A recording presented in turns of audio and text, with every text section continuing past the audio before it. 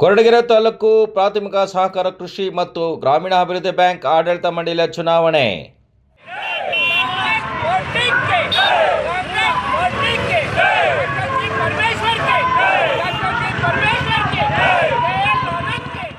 ಕೊರಟಗೆರೆ ತಾಲೂಕು ಪ್ರಾಥಮಿಕ ಕೃಷಿ ಅಭಿವೃದ್ಧಿ ಬ್ಯಾಂಕ್ ಚುನಾವಣೆ ಅಂದರೆ ಕಸಬಾ ಹೋಬಳಿಯಿಂದ L Rajanna, Lakshminarayan KN, Rangaiah Kurudaganahalli, NC. Chikkarangaiah, ನೇತ್ರಾವತಿರವರು ಅವಿರೋಧವಾಗಿ ಆಯ್ಕೆಯಾಗಿದ್ದು, ಸಿಎನ್ ದುರ್ಗ ಹೋಬಳಿಯಿಂದ ಬಿ.ಡಿ. ನಾಗರಾಜಯ್ಯ, ಕೆಂಚಮ್ಮ, ಪುಟ್ಟನರಸಪ್ಪನವರು ಅವಿರೋಧವಾಗಿ ಆಯ್ಕೆಯಾಗಿದ್ದಾರೆ.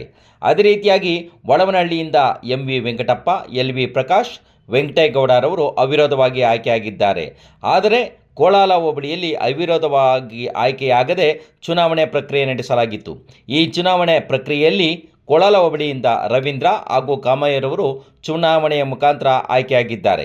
ಅದೇ ರೀತಿಯಾಗಿ ಸಾಲಗಾರರ ಅಲ್ಲದ ಕ್ಷೇತ್ರ ಅಂದರೆ ಸಾಮಾನ್ಯ ಕ್ಷೇತ್ರ, ಇದು ಸಾಮಾನ್ಯ ಕ್ಷೇತ್ರದಿಂದ ಕೆ.ಎಲ್. ಆನಂದ್ರವರು ಸಹ ಈ ಒಂದು ಚುನಾವಣೆಯಲ್ಲಿ ಆಯ್ಕೆಯಾಗಿದ್ದಾರೆ ಎಂದು ಚುನಾವಣಾಧಿಕಾರಿಗಳು ತಿಳಿಸಿದ್ದಾರೆ.